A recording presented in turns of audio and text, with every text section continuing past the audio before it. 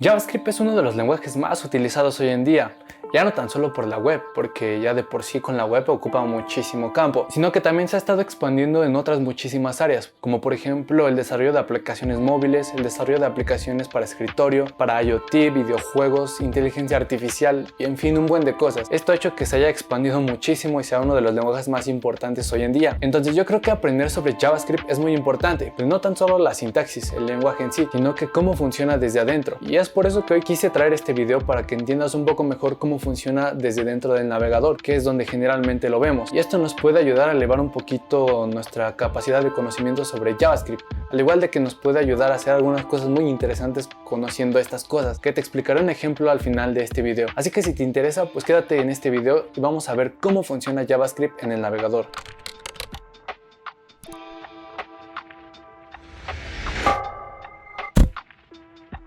Primero vamos a entender lo que es un lenguaje de programación, al igual de que un poquito de contexto histórico sobre JavaScript para entender dónde estamos parados hoy. Y bueno, un lenguaje de programación de manera muy simple es aquel que nos comunica con nuestra computadora. Si nosotros le queremos decir a la computadora que haga algo, pues con el lenguaje de programación se lo comunicamos. Nosotros escribimos el código, la computadora lo lee y nos devuelve un resultado. Ese resultado se supone que debe de ser el que hemos programado, a menos de que te hayas equivocado. Pero bueno, eso básicamente es un lenguaje de programación. Se los explicaré un poquito más detallado cuando veamos el engine para que veamos cómo es que traduce esto. Ahora vamos un poco con la historia de JavaScript. JavaScript fue creado por allá en los 90s por Brendan Eich. Este lo creó para uno de los primeros navegadores igualmente, que era llamado Netscape. Pero no solo es que lo haya creado para uno de los primeros navegadores y que haya hecho una revolución en la web, sino que lo creó en solo 10 días. O sea, 10 días, cosa que yo me tardo en resolver un bug que estoy atorado y me arruina todo el trabajo. Pero él creó un lenguaje de programación y uno de los más importantes en tan solo 10 días. O sea, imagínense. Pero bueno, volviendo al tema, JavaScript se creó para darle una interactividad a nuestras páginas web, ya que por aquel entonces pues no tenía mucho que hacer en las páginas web. Era todo muy estático, sin color, sin estilo, sin nada que hacer. Entonces JavaScript vino a poner un poco de esa interactividad y hacer un poco más divertidas nuestras páginas y con más funcionalidades. Con lo cual, pues todo esto era muy bueno, todo era color de rosas, podías hacer tus botones que hicieran ciertas acciones y cosas así. Hasta que un día llegó Microsoft con su Internet Explorer. ¿Y qué hizo Microsoft con Internet Explorer? Creó una versión un poco diferente de JavaScript llamado JSScript, que lo que hacía era cambiar un poco el código de JavaScript y se lo complicaba aún más a los programadores de esa época, con lo cual era muy de dolor de cabeza estar programando para Internet Explorer y los demás navegadores.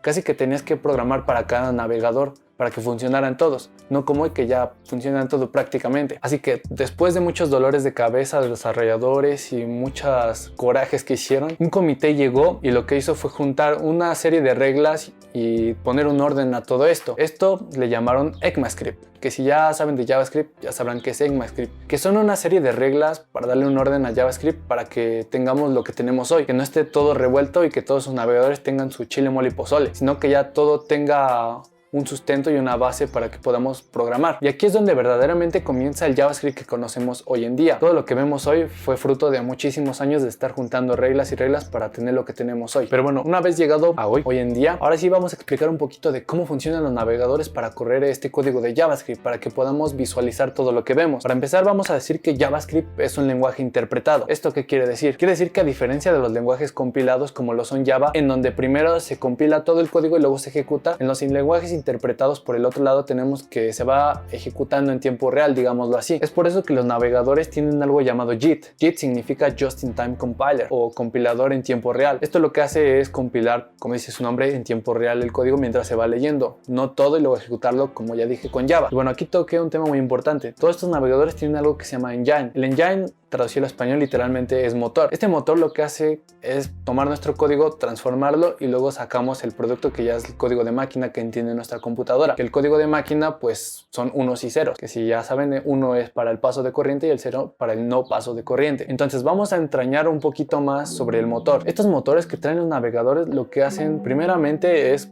tomar nuestro código. Una vez que ya picamos nuestro código, ya escribimos lo que queremos que haga nuestra computadora, se lo mandamos al navegador, le damos enter para ejecutar. Una vez que se ejecuta este código es cuando entra realmente al motor. Primero, nuestro código va a pasar por algo que se llama parser. El parser lo que hace es generar tokens a partir de nuestro código. Estos tokens los va a generar a partir de las palabras claves que tengamos en nuestro código.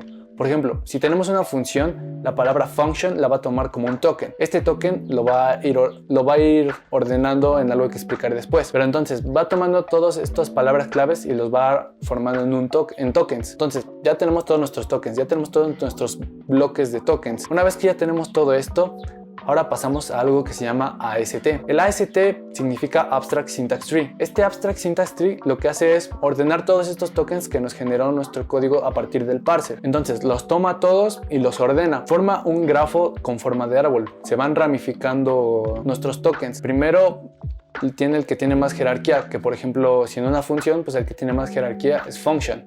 La palabra function, el token de esa function sería el de mayor jerarquía en el AST. Y así los va ordenando del más importante al menos importante. Ya igual tiene sus subramas y más subramas y más subramas dependiendo de lo que vayamos haciendo. Pero bueno, una vez que ya tenemos generado ese AST, si es que no ha salido un error antes, porque en el momento del parser, cuando está tomando los tokens, si ve que una palabra está mal escrita, por ejemplo, que en vez de function nos hayamos comido la T y diga function, sin la C. Entonces aquí es donde se genera lo que todo programador va a pasar, que es generar ese estrés y esas ganas de aventarse por la ventana porque no les funcionó su código, porque se equivocaron en una palabra y tienen un error de sintaxis.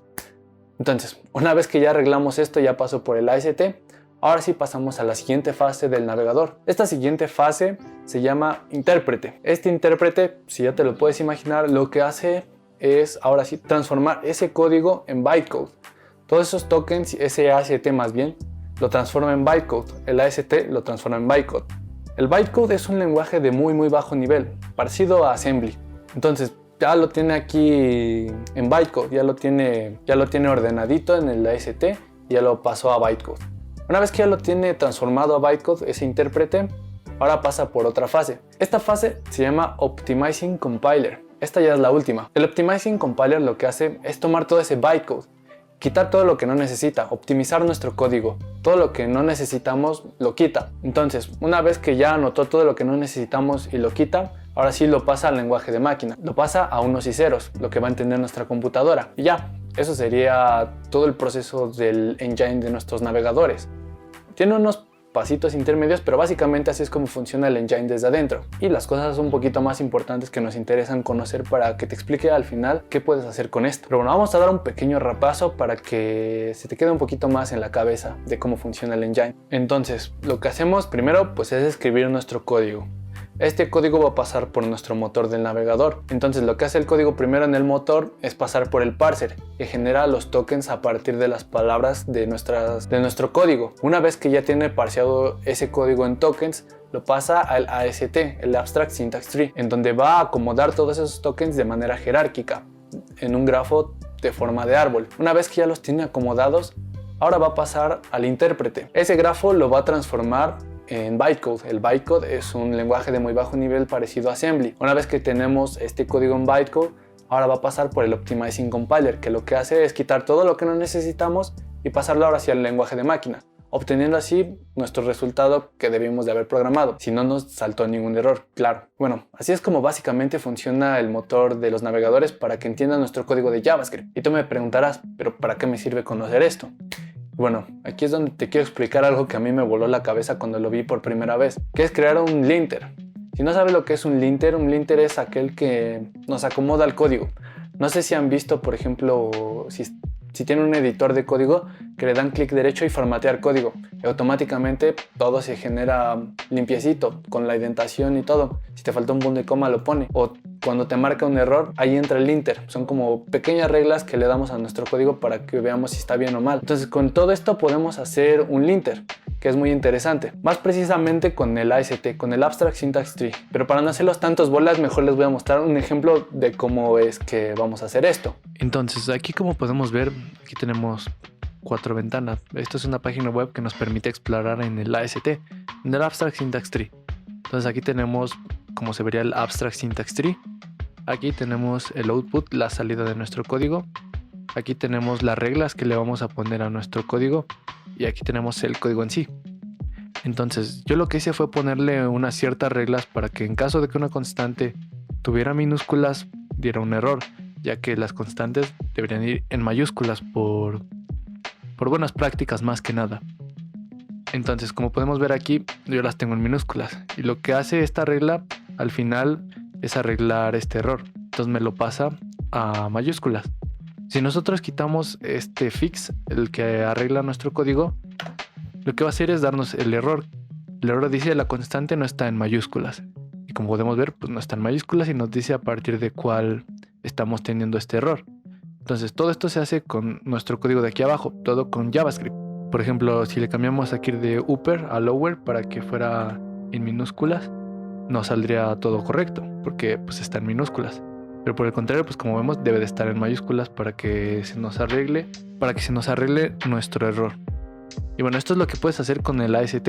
Si quieren que les explique un poquito más a fondo sobre esto y cómo hacer todas estas cosas, pues ya saben, denle like y apoyen este video. Así que si les interesa hacer esto que acaban de ver, pues denle apoyo a este video y se los traeré la otra semana.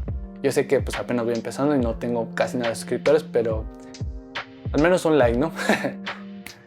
Así que por lo pronto es todo por mi parte. Espero que les haya entretenido, les haya gustado y hayan aprendido sobre cómo funciona JavaScript. Si es la primera vez que ven uno de mis videos, por favor suscríbanse, síganme en mis redes sociales, denle like, comenten, hagan lo que quieran, pero en mi canal. Y bueno, nos vemos en un próximo video. Recuerden que no esperen para crear algo increíble, empiecen desde hoy aprendiendo algo nuevo. Nos vemos, hasta la próxima.